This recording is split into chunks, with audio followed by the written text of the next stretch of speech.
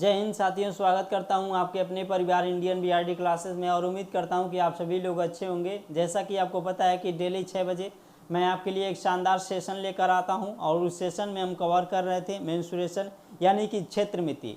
क्षेत्रमिति आप लोग जानते हैं कि एडवांस मैथ का टॉपिक है। जिस वनडे एग्जाम में एडवांस मैथ पूछी जाती है वहाँ हमेशा मेंस्ट्रुएशन के प्रश्न आते ही आते हैं, तो आप इसको अलग नहीं कर सकते, आप चाहे जिस वनडे एग्जाम की तैयारी करते हो। और इसके मैंने 13 लेक्चर ले लिए हैं और प्लेलिस्ट में वीडियो पड़ी हैं 14 लेक्चर। वो प्लेलिस्ट में वीडियो पड़ी, आप जाकर देख लीजिएगा ताकि आपको इस चैप्टर में कहीं कोई दिक्कत ना हो।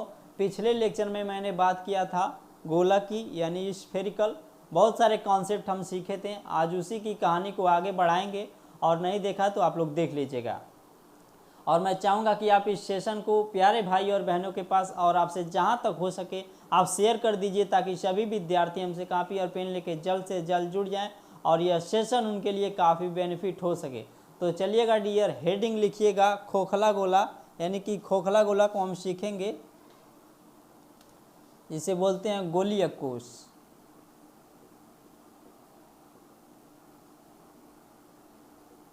गोलीय कोष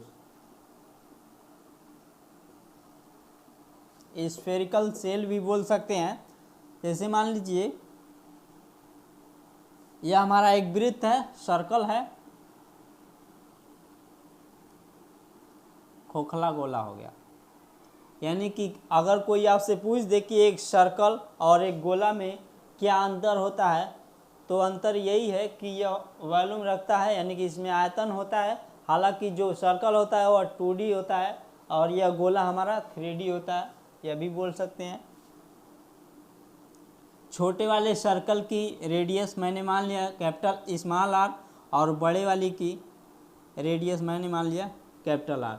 अगर मैं पूछ दूं कि बताइए इसका आयतन क्या होगा, कर्व सरफेस एरिया क्या होगा, संपूर्ण पृष्ठ का एरिया क्या होगा, बाह्य पृष्ठ का एरिया क्या होगा, तो कैसे निकालेंगे। अब कुछ बच्चे सोचते होंगे कि सर केवल कॉन्सेप्ट सिखाते हैं और प्रश्न नहीं बताते, तो सबसे पहले आप कॉन्सेप्ट को सीखिए। जब कॉन्सेप्ट सारे ख़त्म हो जाएंगे तो ढेर सारा प्रैक्टिस हम करेंगे। और आप लोग इस सेशन को जहाँ तक हो सके जल्द से जल्द शेयर कर दीजिए। अगर आयतन की बात करें, आयतन कितना होता है आप लोग जानते हैं कि जनरल फार्मूला क्या होता है कि पाई बेस का एरिया इंटू हाइट होता है, यानी कि 4/3 हो जाएगा। पाई रहेगा ही रहेगा।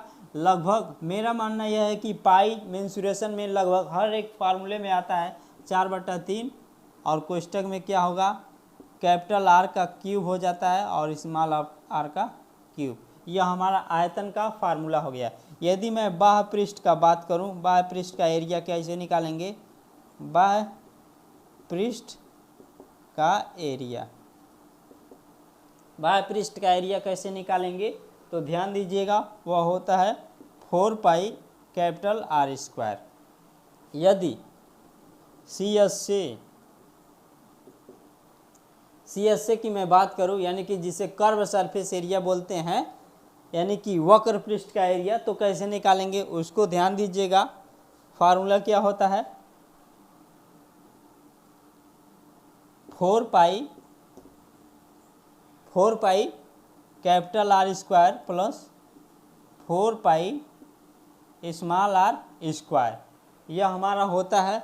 अब देखिए यहाँ पर 4 पाई कामन है तो आप इसको लिख सकते हैं 4 पाई कोष्टक में कैपिटल आर का स्क्वायर प्लस स्मॉल आर का स्क्वायर।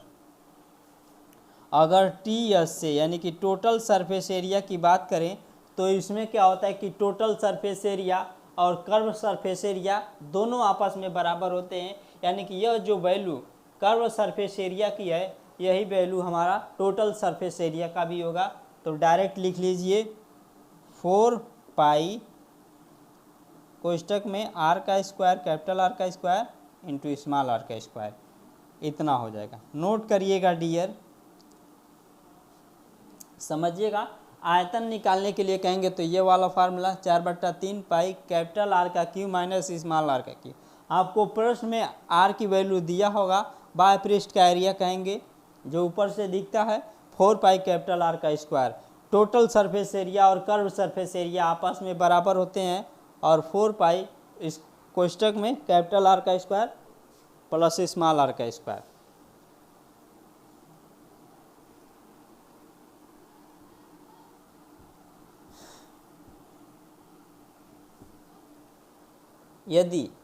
यदि अर्ध खोखला गोला या फिर अर्ध गोलीय कोश की मैं बात करूं तो देखिएगा उसका कैसे सारी चीज़ें निकाला जाता है। अर्ध खोखला गोला या फिर गोलीय कोश देख लीजिए। अर्ध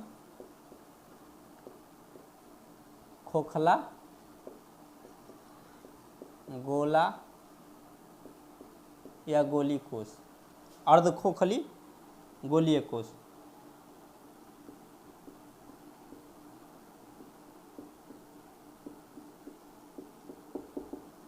देखिएगा अभी मैंने पूरा पढ़ा था खोखला गोला, अब अर्ध खोखला गोले के विषय में पढ़ेंगे। अर्ध खोखला गोला किस प्रकार से होगा। अर्ध खोखला गोला जैसे मान लीजिए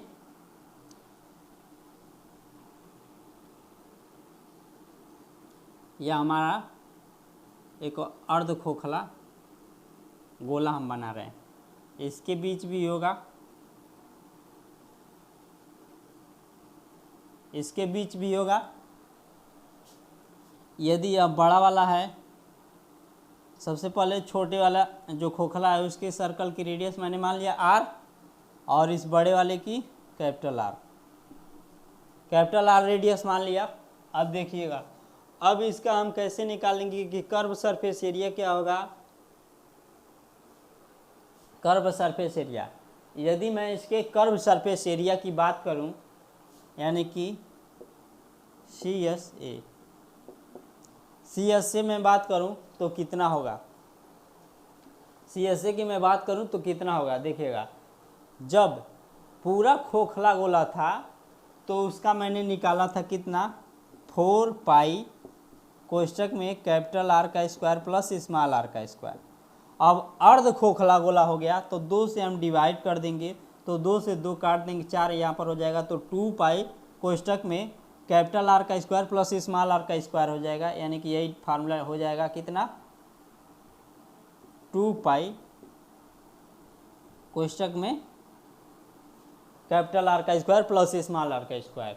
यानी कि मान लीजिए इसे A पॉइंट इसे B point, curve surface area में केवल यह वाला पोर्शन हमको निकालना होता है। कर्व सरफेस एरिया में केवल हमको यह वाला पोर्शन निकालना होता है जो सामने से दिखता है। अब यहाँ पर देखिएगा TSA यानी कि टोटल सरफेस एरिया में थोड़ा सा चेंजेस होगा। हालांकि जो खोखला गोला मैंने पढ़ाया था उसमें कर्व सरफेस एरिया और टोटल सरफेस एरिया दोनों बराबर थे। कितना था 4 पाई कोष्टक में कैपिटल R का स्क्वायर प्लस स्मॉल r का स्क्वायर। बट यहाँ पर कर्व सरफेस एरिया 2 पाई कोष्टक में कैपिटल R का स्क्वायर प्लस स्मॉल r का स्क्वायर है और TSA यह बराबर नहीं होगा। देखिएगा इसमें क्या होता है, जब टोटल सरफेस एरिया निकालते हैं तो उसमें कर्व सरफेस एरिया जुड़ जाता है। मैंने पिछले लेक्चर में बताया था CSA तो रहेगा ही रहेगा, प्लस देखिएगा यह ऊपर का भी एरिया जुड़ेगा। यह बड़ा वाला सर्कल दिख रहे हैं तो उसका एरिया भी जोड़ेंगे और नीचे जो छोटा वाला अर्धगोला दिख रहा है इसका जो छोटा वाला सर्कल है यह भी एरिया जुड़ेगा। तो कितना हो जाएगा, देखिए बड़े वाली की एरिया की मैं बात करूं तो कैपिटल R है तो पाई कैपिटल R का स्क्वायर, और छोटे वाले की मैं बात करूं एरिया निकालने के लिए छोटे वाले सर्कल की तो स्मॉल r है तो पाई स्मॉल r का स्क्वायर। अब देखिए यहाँ पर लिख दे रहे हैं कर्व सरफेस एरिया का मान कितना है 2 पाई कोष्टक में कैपिटल R का स्क्वायर प्लस स्मॉल r का square plus pi capital R का square plus pi small r का स्क्वायर हो जाएगा। नोट करिएगा डियर, यह हमारा टोटल सरफेस एरिया हो जाएगा। टोटल सरफेस एरिया इतना हो जाएगा। अब बात करते हैं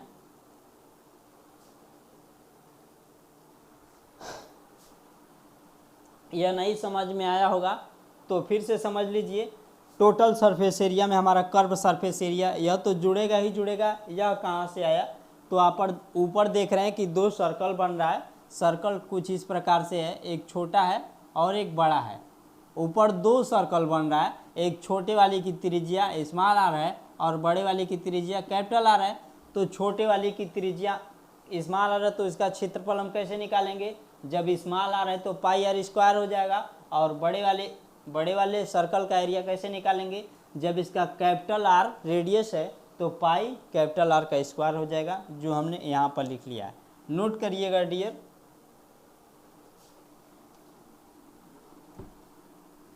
अब अगला टॉपिक लिखिएगा।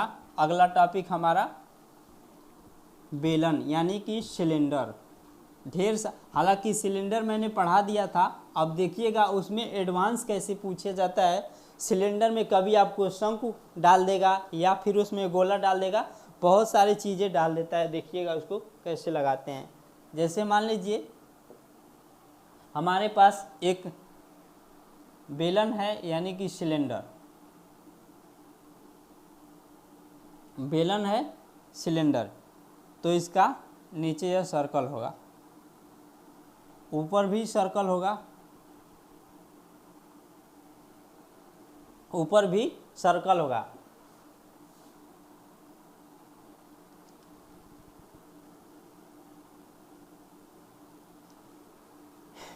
इसी में हमने एक शंकु डाल दिया।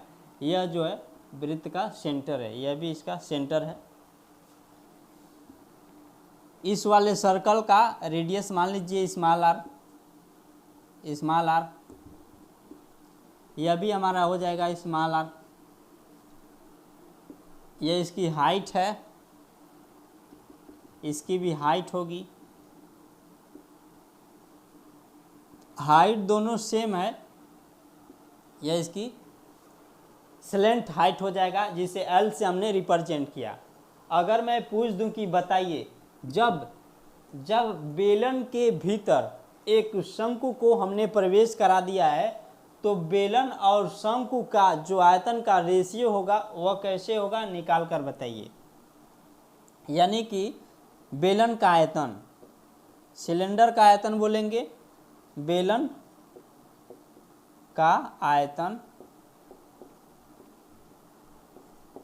हमको रेशियो निकालना है शंकु के आयतन से, शंकु के आयतन।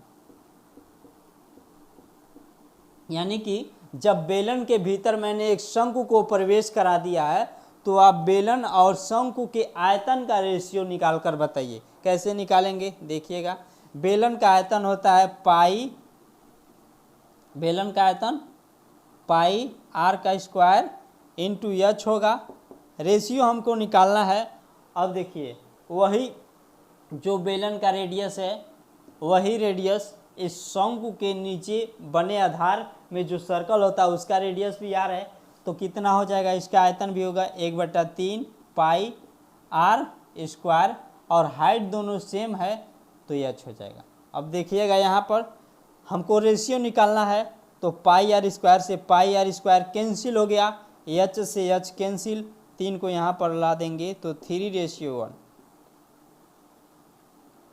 यानी कि जब बेलन के भीतर कोई शंकु को हम प्रवेश करा देते हैं तो उनका रेशियो निकालते हैं, बेलन का रेशियो और शंकु का रेशियो निकालते हैं तो 3 संबंधी 1 के अनुपात में आता है। अब कुछ बच्चे सोच रहे होंगे कि सर यहाँ से प्रश्न आएंगे, तो समझ लीजिए भाई साहब कि यहाँ से हमेशा प्रश्न आते हैं और जिनको आपको सीखना चाहिए। यदि आप इनको सीखे रहते हैं तो काफ़ी सारे प्रश्न आसानी से सॉल्व हो जाएंगे। ध्यान दीजिएगा। 3 संबंधी 1,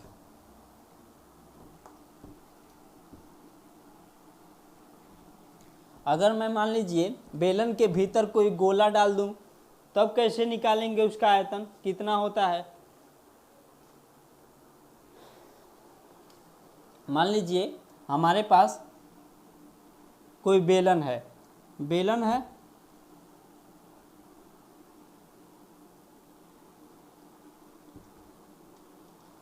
हमारे पास कोई इस प्रकार से एक बेलन है,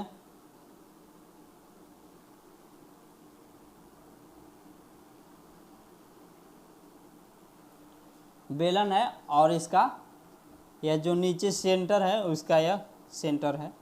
अगर इसी में मैं एक गोला बना दूं, इसी में फिगर थोड़ा सा ध्यान दीजिएगा, इसी में मैंने एक गोला बना दिया, यानी कि बेलन के भीतर गोला हो। लिख लीजिएगा हेडिंग, बेलन के भीतर गोला। जब बेलन के भीतर गोला हो, यदि इस बेलन का जो सर्कल है इसका रेडियस मान लीजिए स्मॉल आर हो गया, और इस बेलन की जो हाइट है कैपिटल एच हो गया, यह हमारा जो गोला है इसका भी एक सेंटर होगा, और यहाँ से लेकर यहाँ तक की दूरी यह भी एक रेडियस कहलाएगा, जिसको मैंने मान लिया स्मॉल आर। यहाँ से लेकर यहाँ तक की जो रेडियस होगी वह भी मान लीजिए कैपिटल आर, मान लीजिए कैपिटल आर, यह भी हमारा कैपिटल आर हो जाएगा, या फिर स्मॉल आर भी मान सकते हैं। तो देखिएगा बेलन का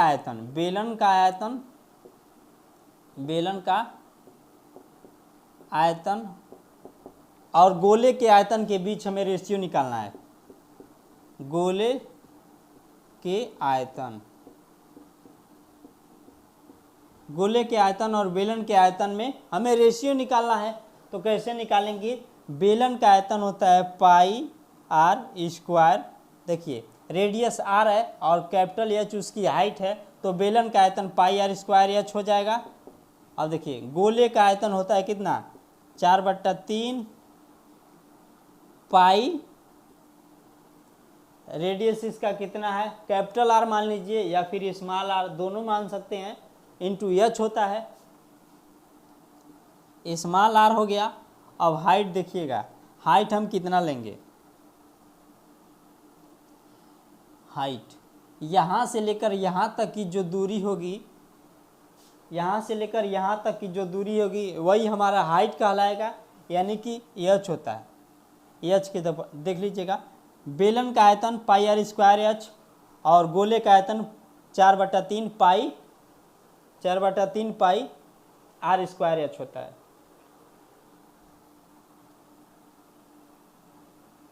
गोले का आयतन 4/3 पाई आर क्यू होगा, एच नहीं होता है, ध्यान दीजिएगा। गोले का आयतन 4/3 पाई आर क्यू इतना होता है। अब देखिए एच जो है, यह वाला एच, इसके जगह पर हम 2r लिख सकते हैं, यानी कि यह वाला r और यह वाला r दोनों मिलाकर इस हाइट के बराबर होगा। मतलब यहाँ से लेकर यहाँ तक की जो दूरी है यह भी दूरी सेम ही है, तो 2r दोनों मिलकर इस h के बराबर होंगे। मान लीजिए इसे स्मॉल r मान लिए हम, स्मॉल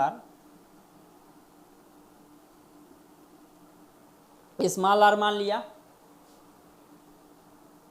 तो r प्लस r लिखिएगा डियर, r प्लस r मिलाकर इस हाइट के बराबर होंगे। अगर नहीं समझे होंगे तो फिर से समझिए, बेलन की हाइट यहाँ से यहाँ तक की हाइट ऊंचाई है h, और यह जो गोला है इसकी दोनों त्रिज्या मिलाकर इस h के बराबर होंगी, क्योंकि यहाँ से लेकर यहाँ तक की दूरी r और यहाँ से लेकर यहाँ तक की दूरी होगी r, दोनों r मिलाकर इस h के बराबर होंगे, यानी कि 2r बराबर कितना होगा, h के।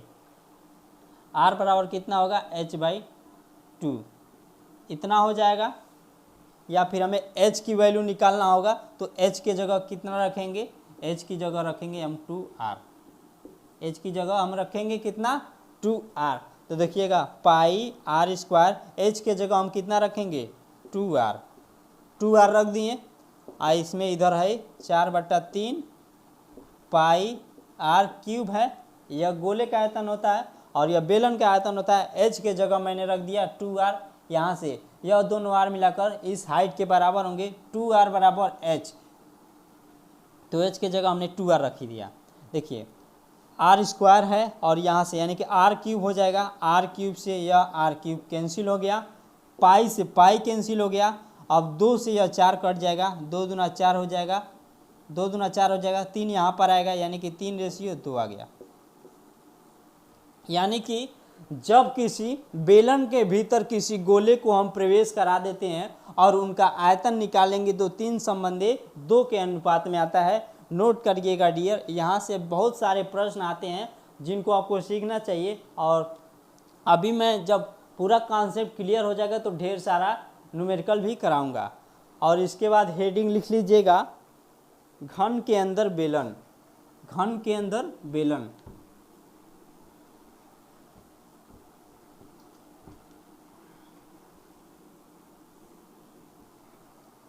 घन के अंदर बेलन।